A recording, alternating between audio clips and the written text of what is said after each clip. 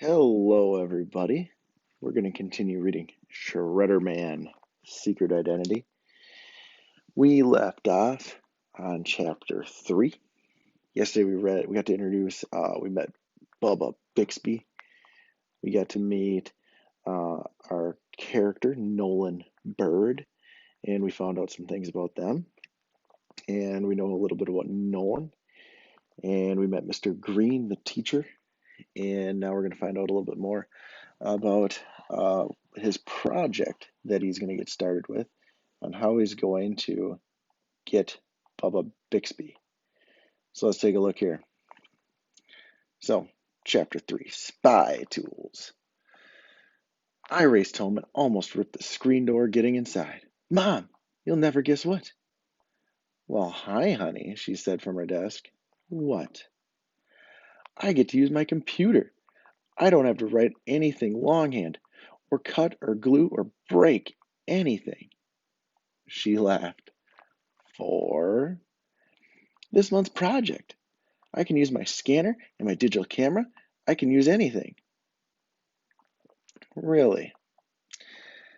I threw my backpack down and yanked out the green sheet. See? She skimmed the paper.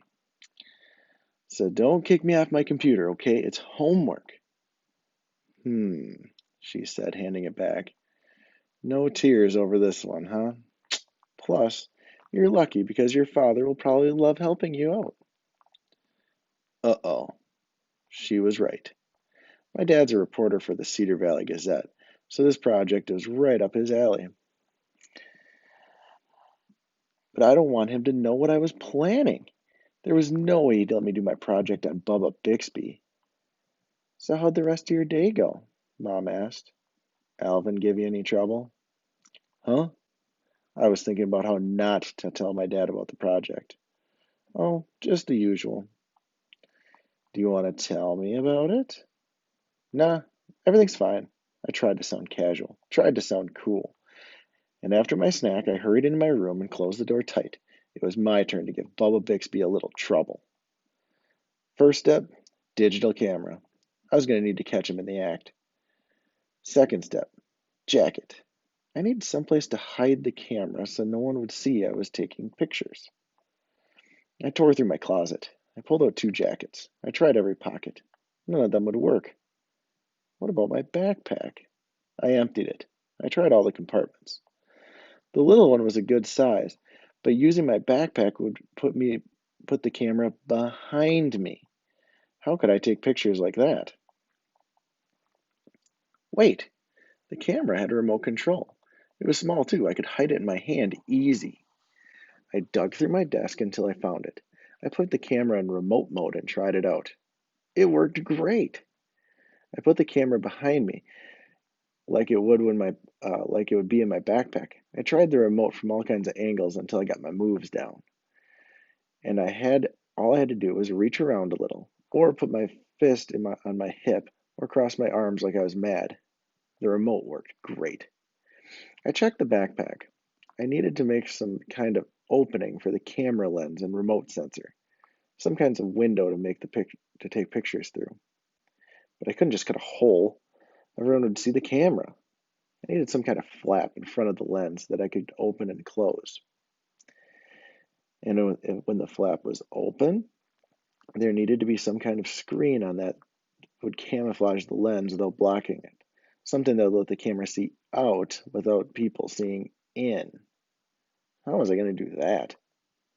Then I had an idea. But it was going to mean using scissors. And worse, a needle and thread.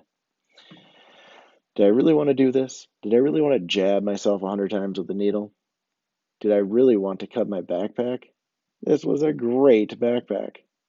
My mind flashed a picture of Bubba breathing down my throat like he had so many times. Of him calling me nerd. Of him stealing stuff. Oh yeah, it was worth it. I charged down the hall and tore through my mother's sewing kit. Needle? Check. Thread? Check. Velcro? Yes, she had Velcro. Then I dug through her scraps box, and yes, there was an old black nylon that would work great as a screen. Nolan, my mom called down the hall. What are you doing? Nothing, Mom. I crammed the nylon in my pocket. I shoved her sewing kit back in the closet. I tried to hide the spool of thread and Velcro in my fist, but I jabbed myself with a needle. Blood squirted from my palm. I clamped my mouth over it. Nothing? Mom asked, coming at me.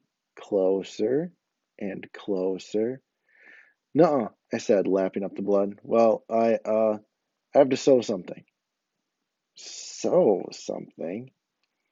Uh-huh, I edged around her, past her. So what?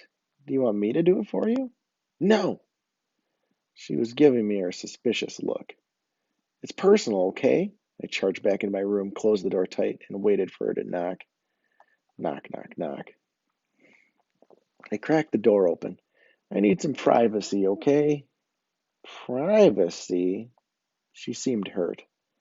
Please, Mom? Well, Mr. Privacy, I just came to tell you that the gecko and Sticky is on. It is? Uh-huh. Can you tape it? No. Well, it's probably a rerun anyway. I started to close the door. Nolan? She pushed back a little.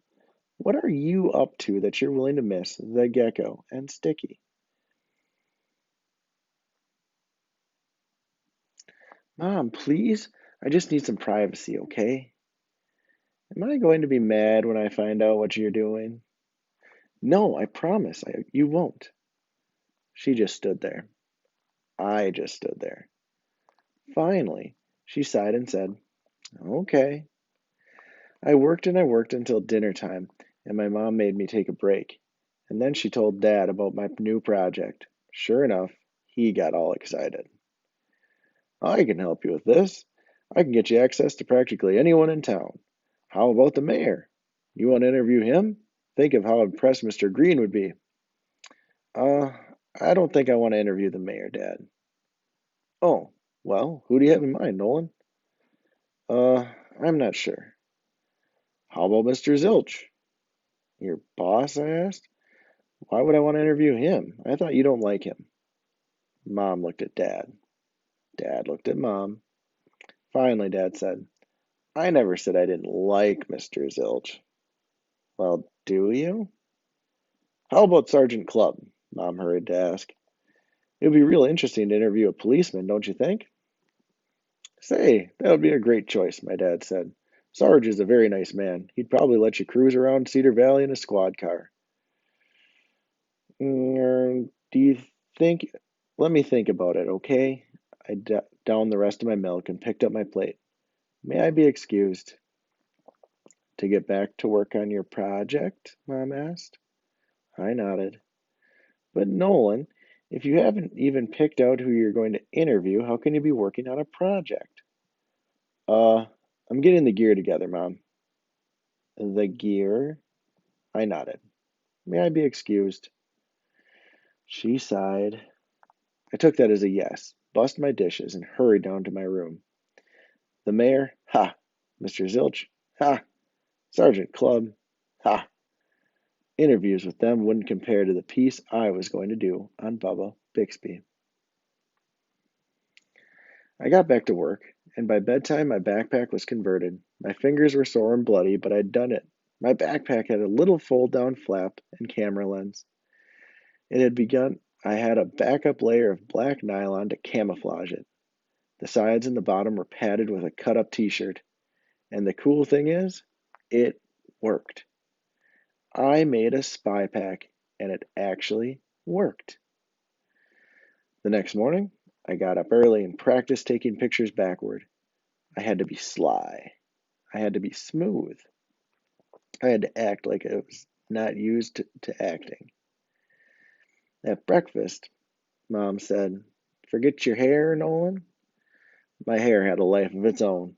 I felt around my head. It was sticking out on one side again. Sorry.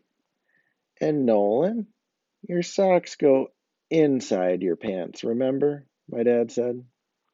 I looked down. How did that happen? Again? I pulled my pant leg out of my sock. Whoops.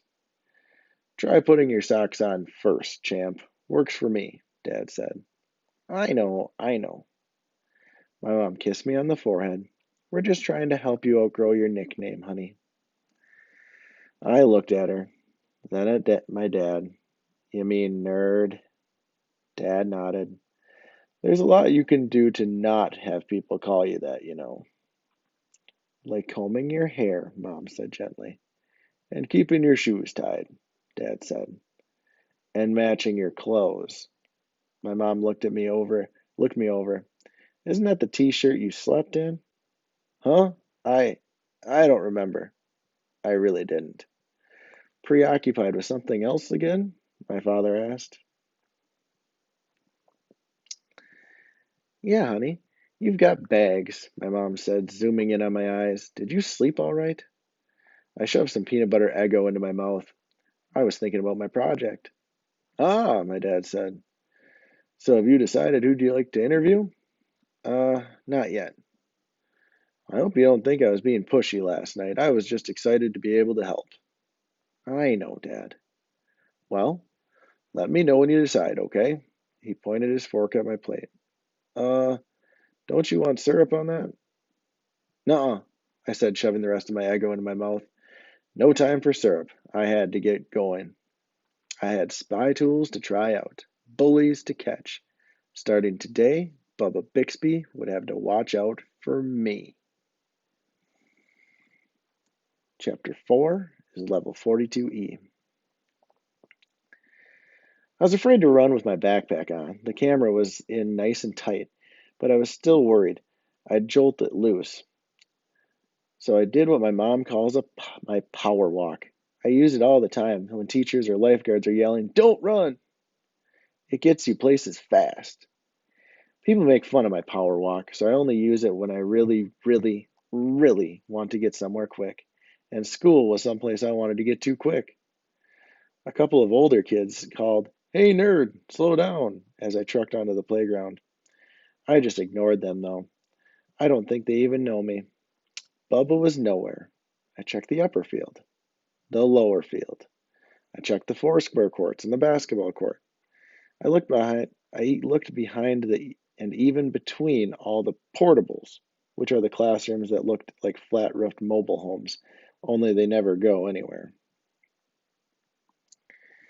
I checked in the boys' bathroom, just in case.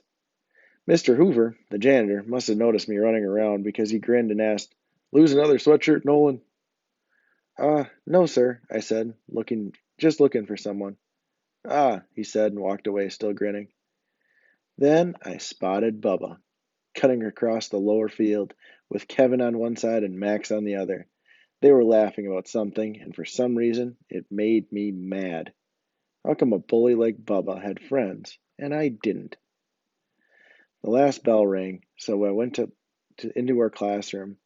I didn't want any of the other kids to think that there was something strange about my backpack, so I hid it under my desk. I took out my pencil box and my homework and folder, my dictionary, and all my books. Randy shook his head and said, "Why do you take all that stuff home every day, nerd?" I looked right at him. "So nobody steals it." Steals it? Who's gonna steal that stuff? You think I'm gonna steal it? You couldn't pay me to steal that stuff, nerd. Trinity Althofer whispered, "Don't be so mean, Randy." Randy shrugged. "I'm not being mean, am I, nerd?" He wasn't really, not compared to some kids, but in my head something happened. Something snapped. "Well, you're not exactly being nice," I told him. "And would you mind? My name's Nolan." His eyes got sort of big. "Yeah, then why does everyone call you nerd?" "The same reason some people call you Ricardo Dumbhead." Yes, that's a different word. Shouldn't use that word though. "Same reason people call her Pony Girl and him P-Boy." I looked at Trinity, to Freddie, and to Randy. "I don't call you any of those names, so stop calling me nerd." Randy looked across the table at Freddie, then back at me. "Whatever you say, nerd." He and Freddie busted up. Trinity went back to coloring her pony on her folder. I got madder than ever.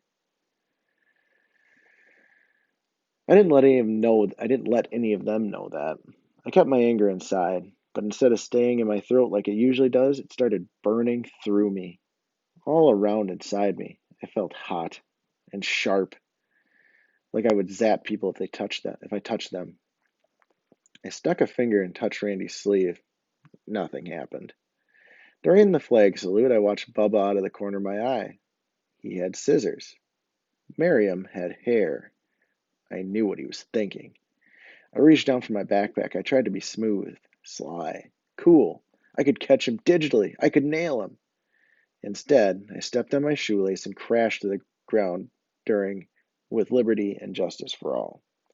My chair went flying. Miriam's hair had a chunk missing. So did my rear end, where I'd clipped the chair. At least that's what it felt like. It hurt bad. Are you okay? Mr. Green asked. Yeah, fine, I lied, sliding back into the chair. Sorry. That's all right. He watched me for a second, then called for absences. When that was done, he held up a stack of papers and said, Fractions time trials are graded, gang. Some of you got work to do. Some of you, he looked my way, ought to be in high school. Randy said nerd under his breath. I almost said dumbhead back, but I didn't. Mr. Green started handing out the paper, saying, You need a 75 to go on to the next level, gang. 70 doesn't cut it anymore.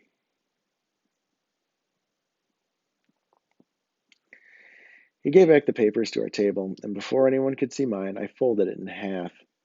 Trinity got a 75 on level 7A.